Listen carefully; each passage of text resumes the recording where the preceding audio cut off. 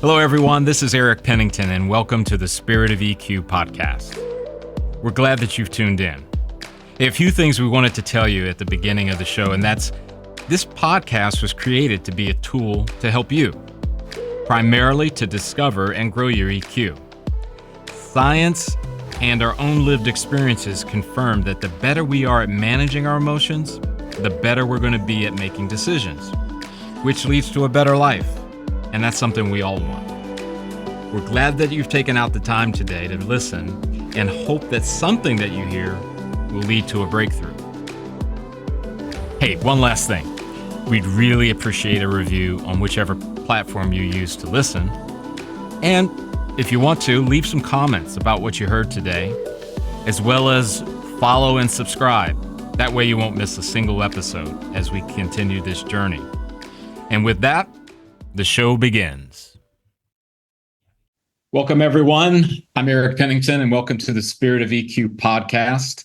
Joining me today are Tina Schweiger and Michelle Stinson-Ross, co-founder of Feelalytics. They are not new to the Spirit of EQ podcast, but I think we had you guys on maybe, it's probably been 2 years ago-ish. Mm-hmm. Yeah.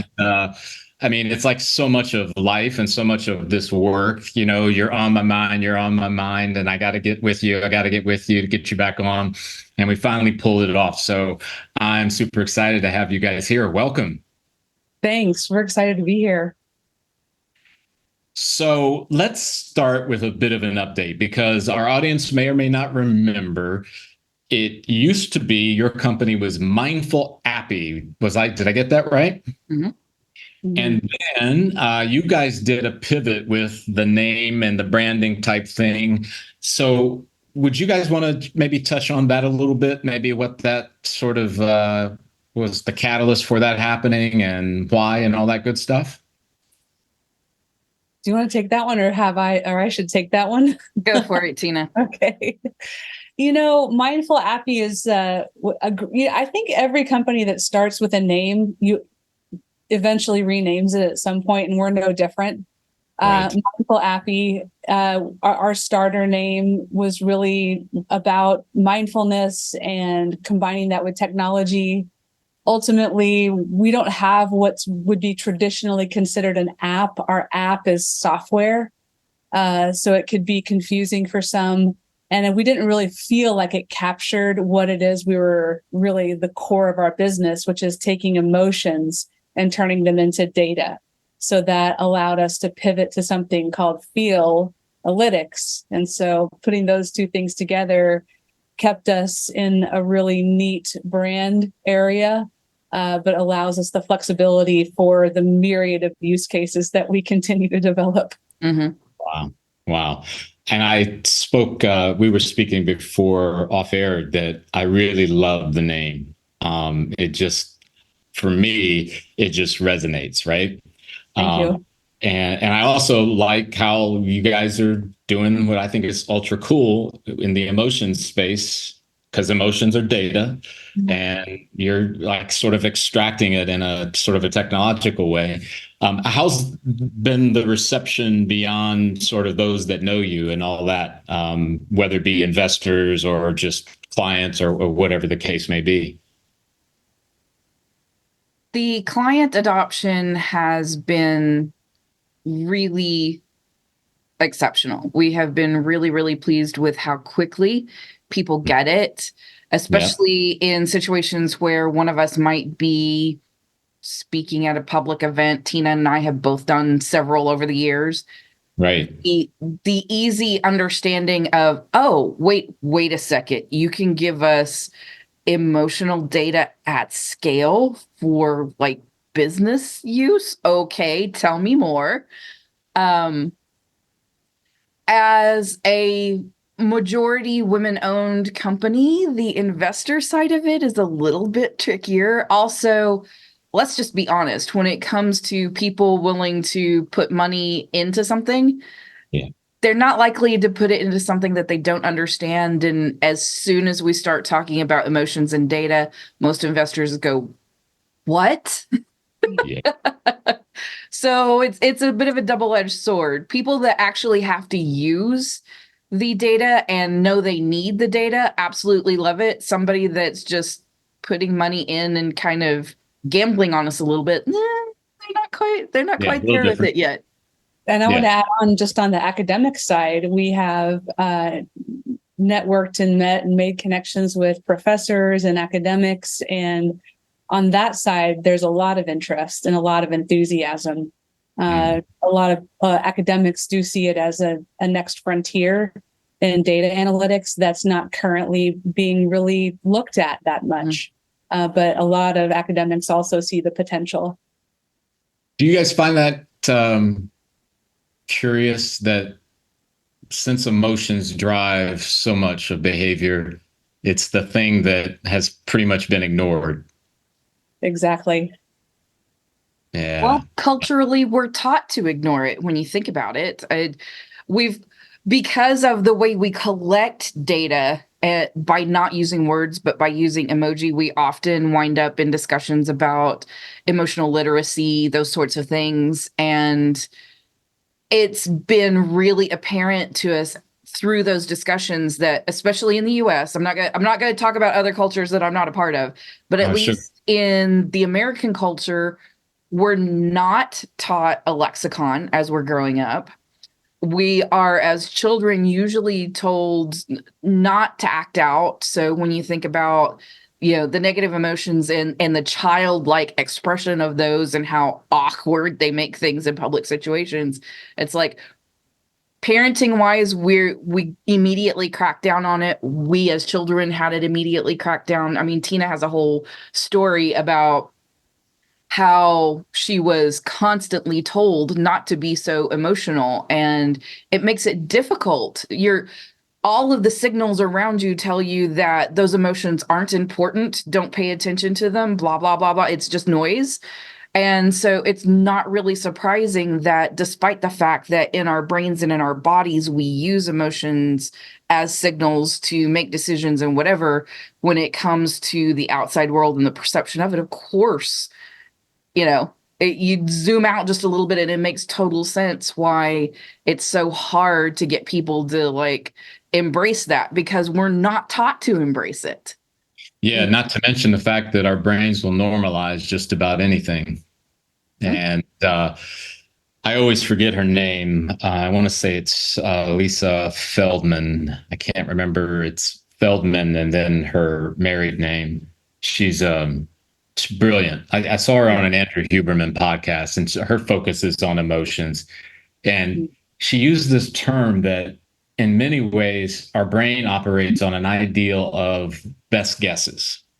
Now, on the face of that, right, you go, hold on, wait a minute, you're this scientific giant who's done all kinds of research, and you're saying our brain operates on a best guesses front.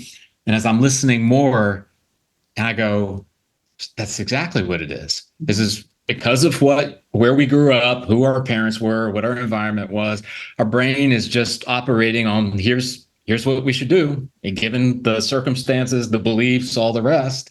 Right. And I think to your point, that it really does. When you take a step back, when you zoom out, you go, yeah, it makes total sense, right? Mm-hmm. Yeah,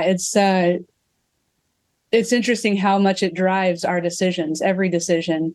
But until you get to the place as an individual where, I mean, even in business, as having been a recipient of coaching, you're often taught, hey, if you're feeling emotional about a situation, delay that decision, because those emotions can drive you to make bad decisions or react in ways that you wish you wouldn't have later. So emotions, as it comes to business and decisions, are inherently scary.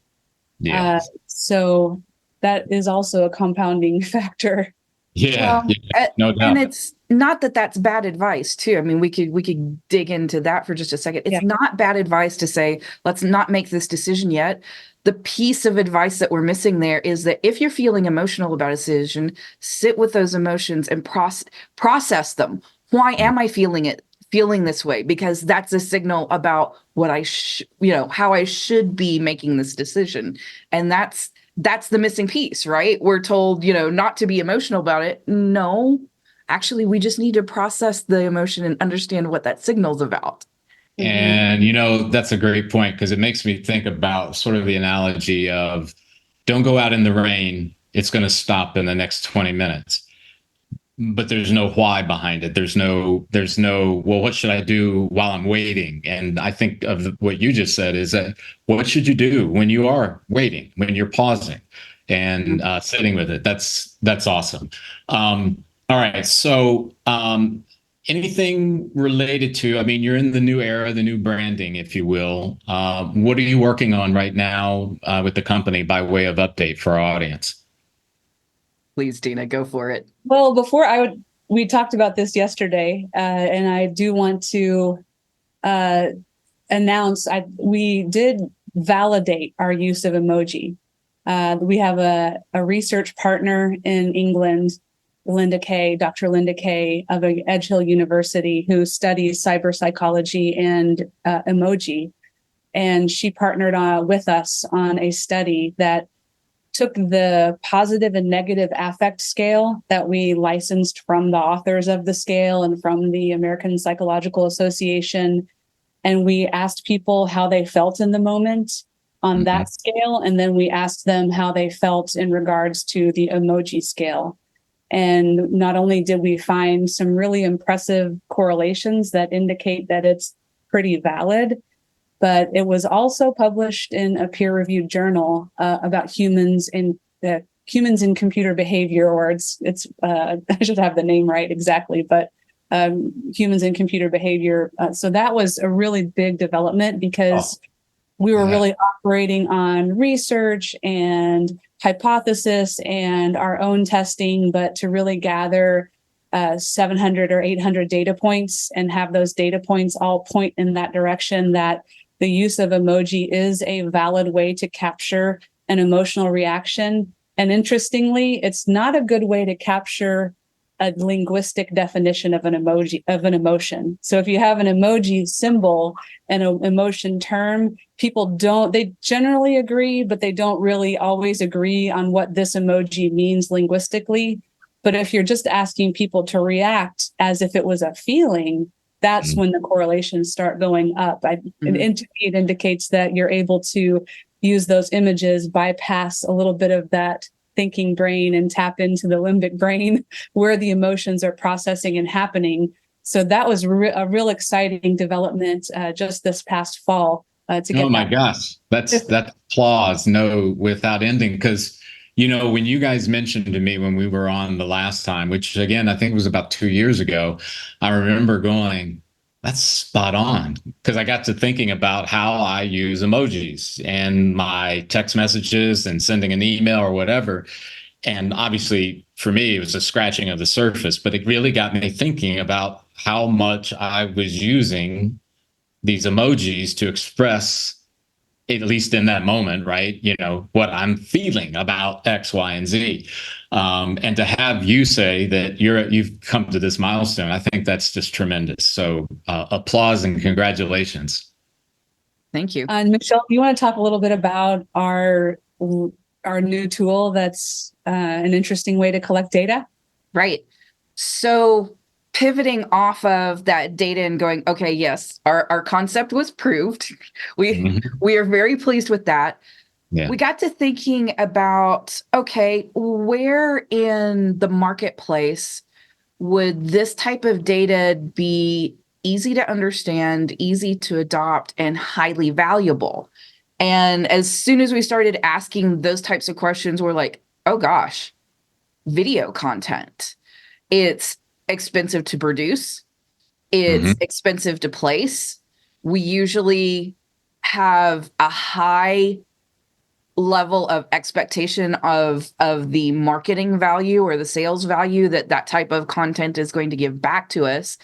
And yet it's often difficult to make sure that the content that is produced for commercial use actually lands where we hope it will land. I mean, as a culture, we absolutely enjoy discussing the Super Bowl ads every year, right? Did they land? Were they really as funny? Which ones were snoozers? All that kind of stuff. Yep. So culturally, again, in the US, Yep. We absolutely love discussing this, and it's like, man, I can't believe they just spent billions of dollars to place this in the Super Bowl, and then it just kind of went.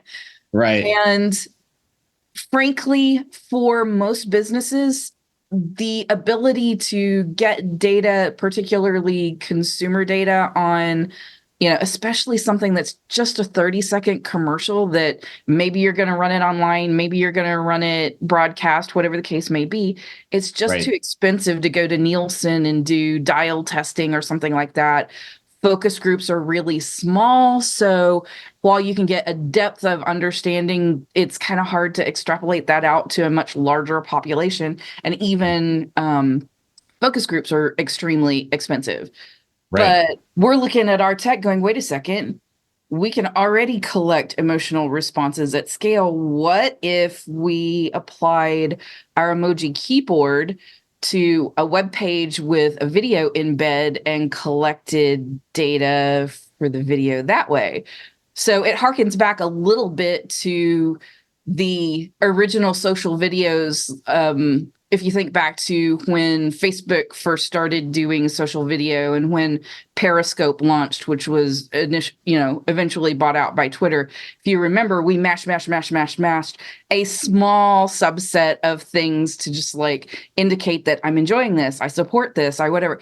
So that same social mashing behavior, we want to take it forward into this consumer research realm and actually get some input as to, was the video good or not? But more than that, was the video effective for what it was you intended it to do? We can test fully completed videos to decide where we're going to place them as far as like ad buys and things like that. We can test concepts to see whether it's, the concept is going to land with an audience before we even go into production. And of course, we can do production refinement where we've got something that's mostly complete, but hey, there's some budget there. We really want to make sure that as much as we're putting into this, that it's going to work. So we can also test multiple concepts, one against another, all kinds of stuff. And it's been really amazing.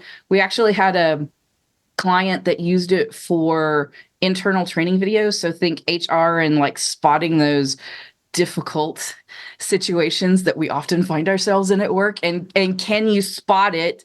Do you react to it the right way? All those kinds of stuff. So we've actually had a client use a system that is basically meant for market research and use it for training within the workplace.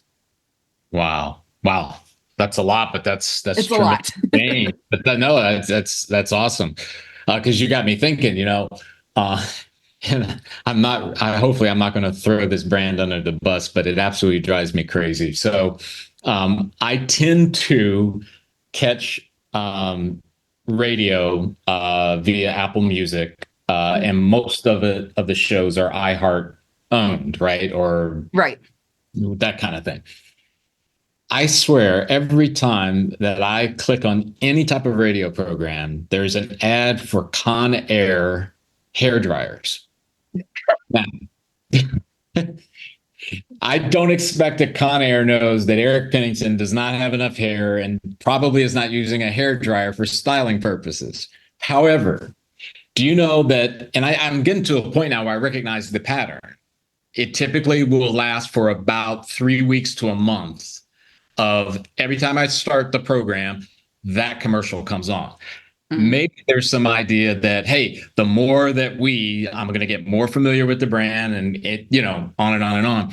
But these are the times where I go, I wish I had an emoji test, or I had somebody doing that with me. Like, use emojis to describe how you feel when you hear a commercial. Right.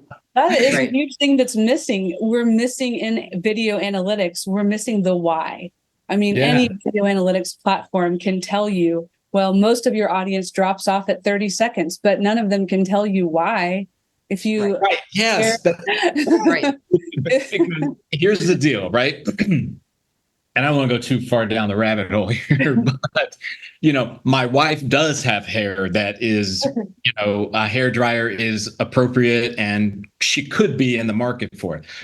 but the likelihood of me saying, "Hey, I noticed that your hair dryer is on the it's glitching on you. I think you should look at Conair," is very small. Yeah. Because Right. I'm sort of annoyed. Thank you. Yeah. With the commercial, But having said that, I know you're not necessarily doing audio yet, but Oh, we could. I would say it would be a good one too. Actually, yeah, we already can do that. We can absolutely do audio. And it's not, guys, and I know you know this. It's not that I'm saying it's a bad brand. They don't do X, they don't do Y at all, right? But it's like it's an audience mismatch. Well, yes, thank you for that, Michelle, because that's the one thing, and I've said this for years. It's like you're speaking to me as if I am your ideal customer, but you don't even know, right? You have no clue. And I totally get it. My wife is in marketing. It's, you segment off a part of your budget just for these purposes, just to awareness, drip, whatever. But I think as a consumer, I want relevancy, right? I want to see ads that relate to the things that are going to move me. So, yes. Yeah. Anyway, well, and there is an EQ component here that has been missing in what we do in marketing, advertising, that sort of thing. Tina, just a heads up, I'm heading toward the sweet spot. So one of the things we're able to identify is what is just that general emotional experience. Right. And if you're constantly annoying an audience, whether it's your audience or not, but I mean, you're hearing it at a frequency that now not only do I recognize Conair, but I associate it with a very annoyed emotional experience. And that goes to EQ, that goes to the neuroscience, that memories are cataloged and stored based on emotional experience. So if you're constantly having that annoying experience reinforced, how do you then feel about Conair as a brand overall? Not what they were going for, right? I can't believe that they would want me to feel this way about their brand. Right. It's been impossible to predict. The old joke that marketers love to say is, your client just wants you to press the viral button, where you can just, I want to create a viral video. It's kind of like, well, doesn't really work that way because there has been a gap. What drives virality of content is emotions, and it's an emotional reaction to things. Right. And yeah, that also goes to velocity of emotion, right? It's not just that it's a positive or a negative, but usually viral type content triggered a very, very strong reaction in a lot of people. Yeah. And sometimes that's not what you want. We frequently also talked about just the creation of scarcity, right? A lot of advertising around buy now, limited time only, Black Friday. Black Friday as a concept is not actually a real concept in the US anymore. And yet it's used to honestly create a little bit of stress, like you're going to miss out on the best deal of the season if you don't buy now. Well, what by and large is that doing to our potential customer base if we're constantly triggering them to be stressed out? Is that really what we want? And you think also about shopping addiction. It's a real thing. That's one of the things that we think about when we think about evoking transactional negative emotions like stress and anxiety and scarcity versus long-term positive brand affinity like admiration, appreciation, excitement, love. We can put numbers to those that are, negative and transactional, that are not going, they're going to eventually be that Conair irritation connection in mind. Nothing wrong with the brand again, but Because I want to go from that negative to a positive. Yeah. And my choices of what moves me from a consumer perspective is very much like I am with music. When I hear it, I know it, right? Yeah. So you may be familiar with the jewelry line brand David Yurman, right? Yes. And many years ago, I remember I bought my wife his classic. I forget what he calls it, but it's a bracelet, and it's kind of like it looks like a swirl of Roman columns, and then there's like a jewel on each end of the bead, right, or a bracelet. But anyway, fast forward, I'm looking at buying a bracelet, and I saw this ad, and the ad was, I mean, it gave me a good feeling because I loved how they presented the look, the craft, the creativity, right? And then I went to their site, and they've got like these videos, and they go into the history, how David Yurman met his wife, and what was their purpose behind. And I mean, this video was probably less than 5 minutes, but it pulled me in because it was hitting all of the things that inspired me. And I get it. Maybe whoever was behind the agency behind the video would not necessarily say, well, Eric, we knew you would be one of those people that really loved it. But there was just something in the way that they took that story of how they met and took that story of their creativity and why and generational, bringing their son in. And it was just such a wonderful story. And yeah, when I bought the bracelet, I bought it from them. And I'm sure they're probably, other jewelry manufacturers, brands, whatever, that are higher quality and they're, more respected, whatever. But I knew it when I heard it. It resonated and it moved me, right? Yeah. And I do still get a ton of advertising messages from them via email, social media. But you know what? I don't feel any annoyance because I feel like, yeah. Yes. It's huge. Sorry. You're a lifelong customer versus a transactional customer. And I think many advertising and marketing research has gone into what's better. Do you stress people out and get them to act? Well, maybe you get a short-term payoff for that, but the long-term value really comes from building that emotional bond with the authenticity. So that is what we advocate for. Well, and I think for the brands or the organizations that would work with you guys are in that camp. And maybe the executives at Conair would say, hey, look, man, we're just trying to sell some hair dryers. That's all we want. We just need to move these hair dryers. And if that's what works for them, what works for them. Let me pivot a little bit and talk about the workplace.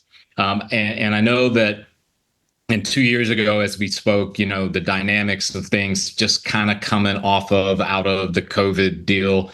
And I don't know necessarily how much of your model is still going to be in that workplace space, but you guys have a lot of great insight into that and how it connects into this data thing. So, right, you're hearing it so much. Okay, everybody's got to get back to work. We're no longer going to do this work from home thing. There's the, well, I only want to work for a company where I can work from home. My daughter, who lives in Seattle, with her employer, it was one of these things of, well, if I have to come to the office, I've got to go through these toll roads, and that's going to end up costing me another $3,000 a year. And I could just do this at home. Why do I need to on and on and on and on? Obviously, a lot of emotion on both sides of that equation, right? So any thoughts on what is happening there that maybe, I don't know, maybe an employer would like to know, hey, it's not just them protesting or throwing out their wishes. You could maybe find some data around why they're doing that. Oh, we have cool stuff there. Yeah, sorry. I'm going to shout out to our biggest innovation partner, Perscolis, a nonprofit organization out of the Bronx. And they provide free technical education for underserved communities and help them place themselves into or place into tech jobs. Mm. A long-standing, multi-decade-old nonprofit, and they love what we're doing and continuously work with us to help innovate. And the thing that we really landed on is because A, what we're asking is anonymous, and B, it's non-identifiable, the reaction. We can ask questions that you can't even really ask on a survey without people being nervous about answering, but we can ask it, we can get authentic reactions because the bias that people have about not wanting to deliver bad news, we have found isn't as present when you ask for an emoji. They're quick to just give you a thumbs down or an angry face because it's almost programmed in from social media. So we're able to gather very nuanced data about feelings, and we're packaging those into belonging. Let's measure where we are at people's feeling of belonging in the organization, but then let's break it down into, well, how do people feel their sense of belonging as it relates to their leadership versus as it relates to their coworkers versus the level of understanding that they feel that versus the level of connectedness. So we can really hone in on all the different dimensions. And there are platforms like Culture Amp and others that can give you a single score on belonging. We've benchmarked against those, and we get a similar score, but then we can drive down into the why and the what that's really underneath that, which is our belonging score is maybe a 60, which is okay. Yeah. Could be a little higher. Well, what's going on? Well, these statistics actually show that people feel like they're not that connected between peers, but they're feeling a good sense of connection with leadership. So as an organization, perhaps focus your energy and team building on peer-to-peer relationships. Your peer-to-leadership relationships are doing really well. So we're able to dive into the different facets of these nuanced areas and then provide really actionable insights. That's among belonging, among psychological safety, pride, and just trust. Trust and purpose. And purpose. Yeah. Yeah. So when you say that, it gets me to think about this idea of belonging. And if you ask the average leader, how do you know your people feel like they belong? Okay. So I'm trying to put myself in that position. Well, I'd have to, I'm going to be driven by emotion myself because I'm probably going to feel the pressure of, I don't really know, but I got to say something I got to find something to answer this question because I don't want it to seem like, so that's driving me because more than likely they don't know. I mean, they may say, yeah, we did an all employee survey last year and our scores were off the charts. But that doesn't necessarily, and if I'm hearing you guys right, that doesn't necessarily mean that it's all is good, right? Right. Yeah. People's emotions change day to day, moment to moment. We use experience sampling. We don't ask people to remember things in the past. So we're getting, that time, the timestamp, what's happening now, what's the emotion, and what's the context. So can you go back? I'm interrupting you, Tina. I'm sorry. Yeah, no, you're fine. You just said something earlier about our reluctance in survey taking, and I think you were talking about like to say something negative, we tend to shy away from that. And is that something that you feel like is what your solution kind of overcomes that? And I think you may have already said it, but I'm just for my clarity. Is that what you were talking about? Yeah, exactly. Memory bias is solved for, and the negativity bias, where we don't want to give bad news. Just as we've been trained to really suppress or ignore or not recognize our emotions historically, we've also been trained not to share news unless it's good news, and or fear of upsetting somebody that's a leader that you want to please. So this kind of tendency. There's a people-pleasing bias to it. Yeah. Yeah. And, thinking back over a long period of time and going, well, how did I feel about that? I may feel different about it now than I did then. And of course, it also goes back to the emotional literacy. It's like, well, even if I'm talking about right now, I feel X, but is X a 3? Is it a 5? Is it a 7? Is it just trying to match up how you feel to, a number on a scale, or whether you agree or strongly disagree, or, Yeah. all those sorts of things. And that's most of the emojis. Sorry to interrupt, but like most emoji scales are just a replacement for numbers. Mm-hmm.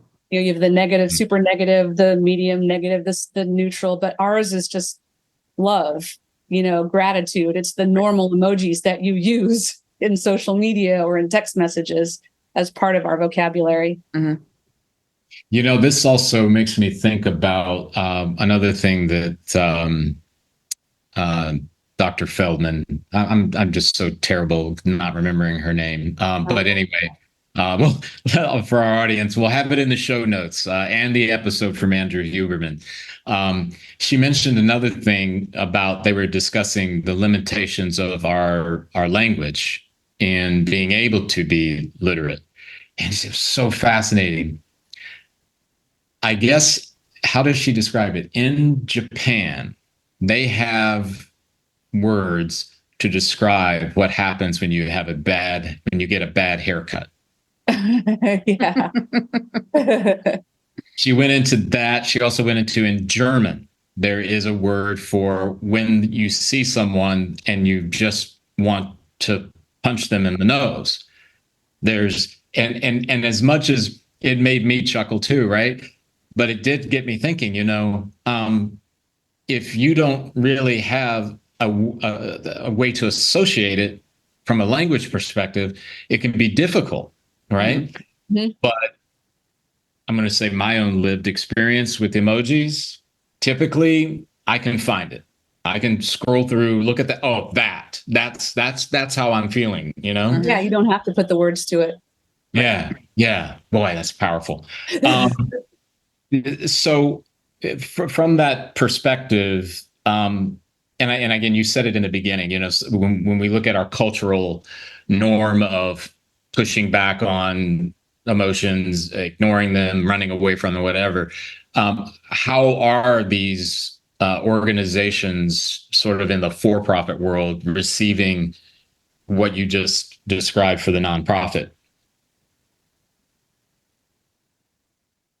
Again, it's been a challenge. It's kind of funny, especially in the American culture, that there are definitely companies that look at their employee base as interchangeable parts.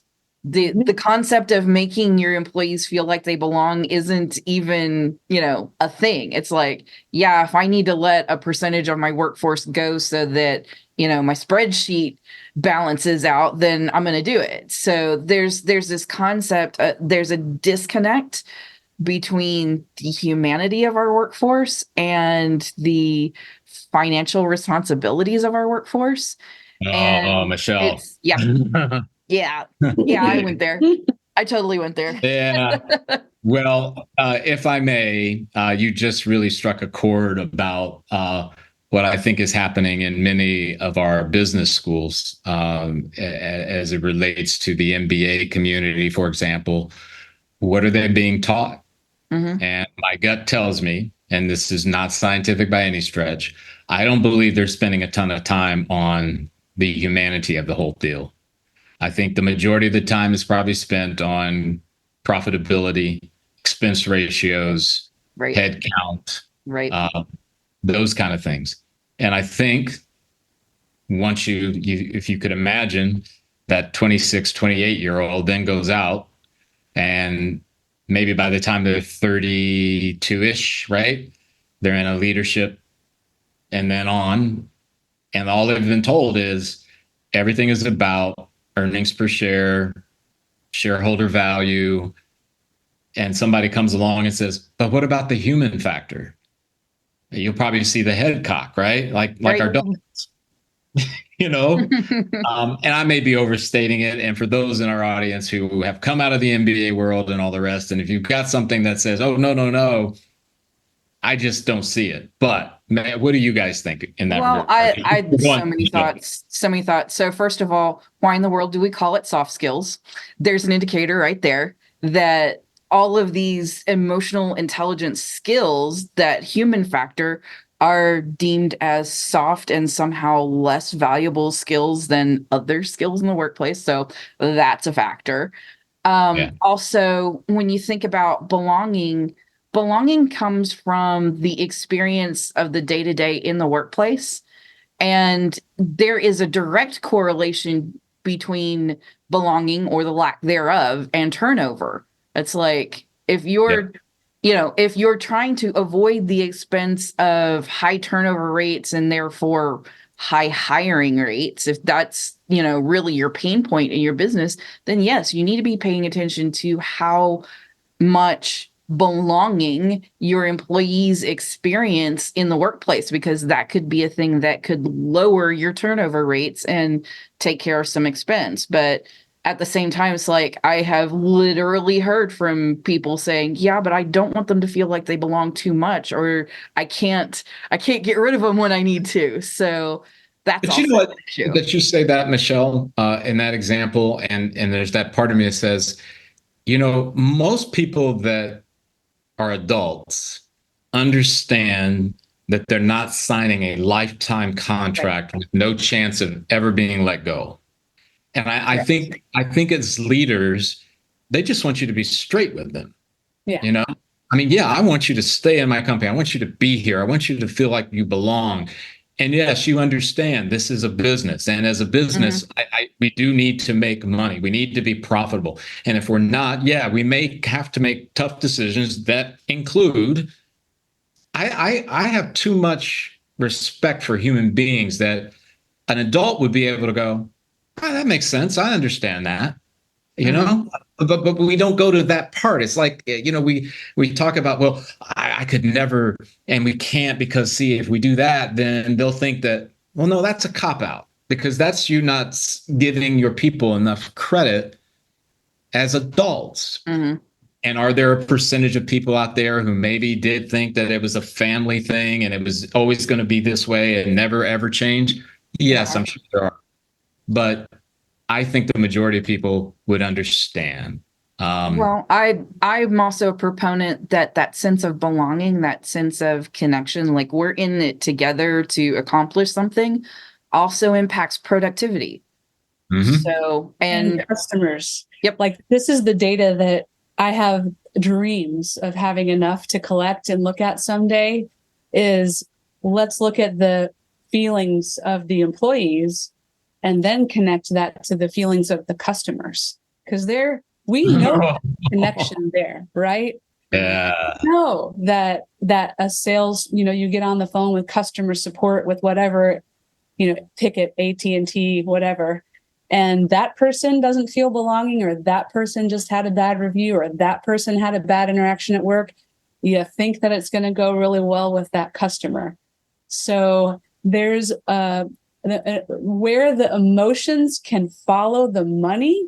I think that's the ultimate way that we're going to, cause this epiphany that I hope we can get to someday, which is it really matters, people. Yeah. And you know what, guys, and for our audience, if you're watching this by video, you can see my face as Tina's outlining that. Those of you listening only by audio, right, who I'm going to use a brand again, and I really do like this brand. It's Asics, the athletic shoe, running shoes, and apparel, right?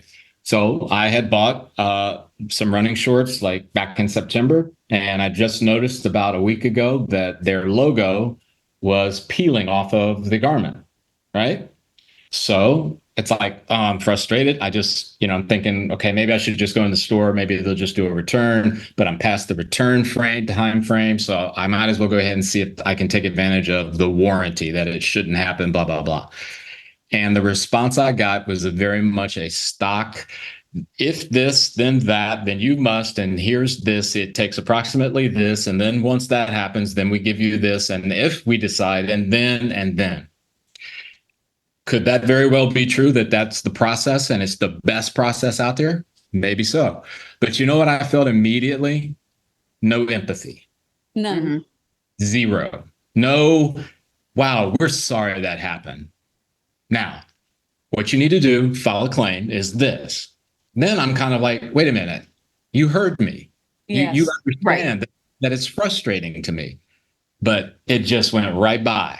And that's in fairness to them, they're not the only company out there that I've experienced that kind of thing with. It's like you could have made this interaction so much more positive if you would have validated and given me some empathy that I'm not just calling you because I want to fight, or I'm not calling you or emailing you because I'm pissed about something that happened to me 2 days ago at work. I actually have a problem, you know? Mm-hmm. So when Tina, when you said that immediately, it's like, ding, you know? And by the way, I still love ASICs. That hasn't changed, but that's not a forever and a guarantee, though, you know? It just reminded me of I do want to do some speaking in the industry for UX designers who would be responsible for those types of interactions, UX design with emotion. And I have a model for that because after creating all of this technology and having to figure out all this emotions and how all they fit together and are they sequential and how do they relate to one another, there's a model that came out of this, and I would love for designers to use it to design UX user experiences with emotion in mind. You know what? And I'm going off the path, and I knew this was going to happen with you too, because I remember how great the conversation was the first time, and I've only got so much time because I do want to get to AI, but I have to say, Tina, this idea that you talked about with the model, right? I'm curious for both of you.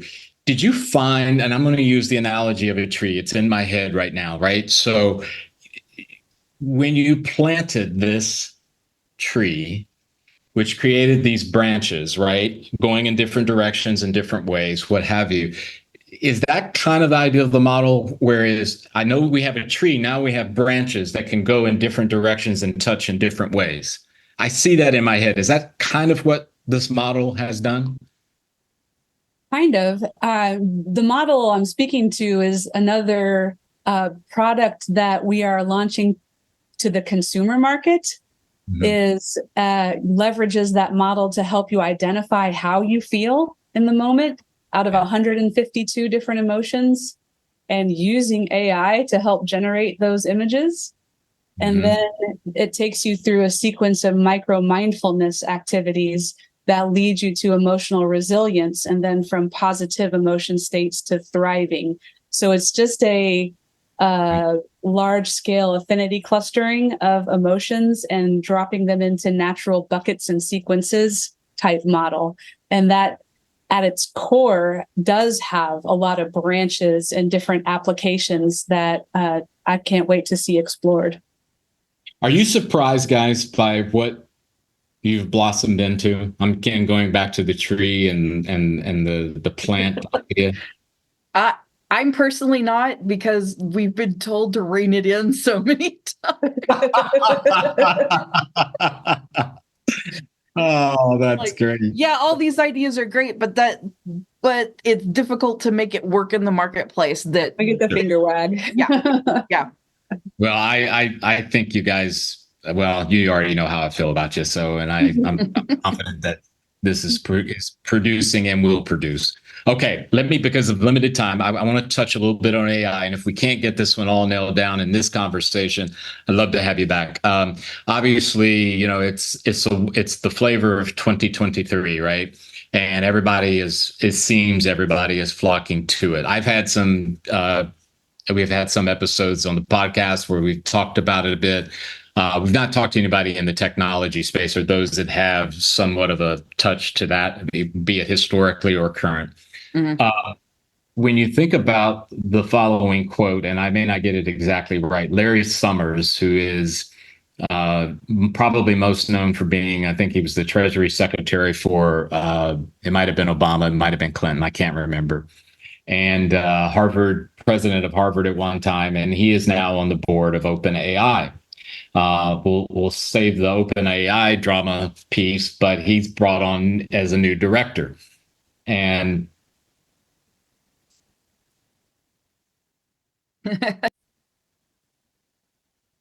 So one of the things in this quote, he said that AI is probably a threat to IQ, but very unlikely to be one for EQ. And I just thought, wow, that's pretty interesting that this guy was, number one, talking about EQ, right?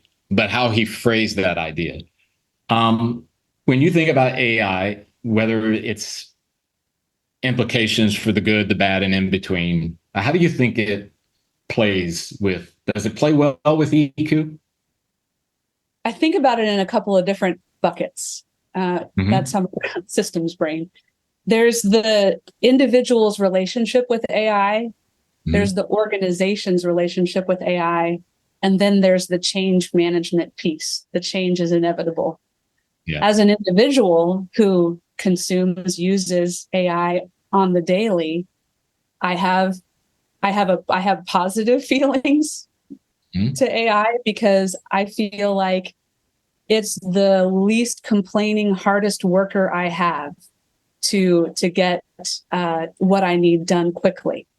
An organization's relationship to AI is more complicated because you have to start thinking about which humans and are replaceable or augmentable, or how should their job roles shift and change with AI, and then how do you manage that change? So those are the buckets, and then I'm going to let Michelle dive in a little deeper on some of those. Yeah. Well, I'll also say I would tend to disagree with his initial statement in that, yes, I think that there is a challenge not only to IQ, but also to EQ, that we still, with AI, especially generative AI in its current state, that we can't abdicate our own judgment and experience and those things that do play into EQ. We can't abdicate those to AI. That AI is likely to make all kinds of mistakes, and in some cases, absolutely horrifying mistakes. I have heard stories of like universities responding to an on-campus shooting, allowing AI to compose the letter that goes out to the student body, and it was no, there. Talk about a lack of empathy. It's like, I'm sorry, AI is a machine. It cannot be empathetic. No. It also takes in a lot of our own biases. So when you think about it, the AI, especially AI that has been trained on the internet, it's been trained on all of the trash of the internet, as well as all of the information in the internet. So it's going to have a tendency to engage and possibly amplify all the same biases that we do every day. And so, yes, I do believe that generative AI and some of the ways that we right now this year use AI, that yes, it is a challenge to EQ, and we need to engage even more in our emotional intelligence skills when using AI than maybe we do, on a daily basis without it. And Tina's nodding, so apparently I said something right. And I would add to that, Michelle, Tina, the essence, the true definition, at least for us, is that emotional intelligence, when it is operating at a high level, is when the prefrontal part of your brain and the emotional, right, the to your point earlier, the emotional center work together, like a fusion idea, right? They're not designed to work independently of one another. I mean, we've gotten away with it in our culture, right? Being able to, because let's go back to the beginning of our conversations, ignore it, run from it, don't talk about it, leave it at the door, and then embrace all of the intellectual logic stuff. And I think firmly it's cost us. So I think, once again, the two together that's how they're meant to play, right? Yes. One thing that I'm a little nervous about, to be honest, is the leveraging the Feelalytics to train the AI. if you gather enough data points about enough individual humans and you gather enough context points, because we have a context point and an emotion, the AI could probably see and find trends that humans wouldn't be able to, and maybe learn more about us than we think is possible. So I'm a little nervous about that, honestly. Does that come into the safeguarding idea? Yes, it does. Also, it also goes back to the idea that while we may feel one way about a very specific thing on a very specific day, our emotional states change. Our feelings toward something may change. Yeah. Your ASICS example is really good, that for the most part, you feel very positive about it, but there was this one incident that was like not so great.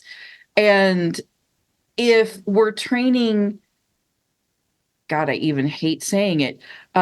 If we were to use something like Feelalytics to train AI, it's still not going to take into account the in the moment aspect of it. That although by and large people feel X, Y, or Z about this thing, that was in that moment. And as things change and there's more context, people are constantly changing their mind. The experience of it could be different for any number of factors, both internal and external. And so, although obviously that type of computing power has the capacity, it's like you're gonna have to constantly continue to ask the human beings how they feel about that in order to really get enough sampling of the change, the fluidity of what emotions are. Well, and we'll make sure to get this in the show notes. There's a video out there from a neuroscience conference that one of my favorite musical artists of all time, Pat Metheny, he was a speaker as well as he was on a panel, right? Right. So you're with me. You're in my Yes, tribe. I love Pat Metheny. Okay. So one of the things that he said in that panel discussion that I thought was just profound. The interviewer was asking him about emotions and about how music can, spark and, the memories and on. And they asked him, do you think we'll get to a place where we'll be able to absolutely identify what musical notes create X, Y, and Z feelings, blah, blah, blah. And I'm paraphrasing here, guys, because the interview is it's mind blowing. He said, the only problem is that after those sequence of events, the note being played, what is being felt, you can go further, but eventually you're going to run into the soul. And Michelle, what you were just talking about, he was kind of alluding to this idea that the soul is so dynamic from person to person to be able to say A minor seventh always or consistently makes people feel X. It's not like that's a forever thing. Right. It's a great review. But anyway. Also reminds me a little bit of tactics and things used in grief therapy, in that when we're going through the grieving process, we need to allow ourselves to feel that. And sometimes it is helpful to play a sad song or whatever in order to move through that grief process. But what is fascinating to me is that people that use that tactic in order to move through that grief, eventually the catharsis of the quote unquote sad song becomes something where instead of feeling sad, they feel joy or relief or any number of other things, because that song is associated with that progression through. It's like no longer does that song trigger sadness immediately, but my experience over time using that song to work my way through grief, I now feel something completely different after hearing that song for the 50th, 60th, 100th time, as opposed to what I did when I first started listening to it. Wow. That's just fantastic. Well, I'm going to use that as our launching point to concluding because that's a beautiful way to end our conversation. Tina, Michelle, I cannot thank you enough for coming back on. And for sure, we're not going to go for another 2 years. We're going to get you back. And we're recording this episode toward the end of 23. So definitely in 24. And can't thank you enough. Well, for our audience, we'll have Feelalytics information in the show notes, information if you want to get a hold of these folks to talk about what they do. Hopefully you'll do that, because I think you'll be definitely pleased that you did.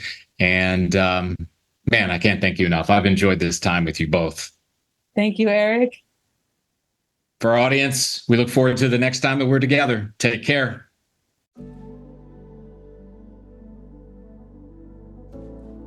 Hi, everyone. This is Eric again. A couple of things as we've ended the show. We hope you enjoyed it. Hopefully, you're tuning in on a regular basis.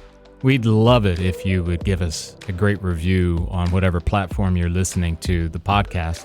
It's so appreciative and helps us as we try to get more exposure for the work we do and the episodes that we publish. And we're grateful to you as a listener. The second thing is, just remember, our content is for educational purposes only. It's not intended by any stretch to diagnose or to treat anything that may be occurring in your life or anyone else's life that you may be connected to through the podcast. But once again, we appreciate you tuning in to the shows. And as always, we look forward to the next time that we're together. Take care.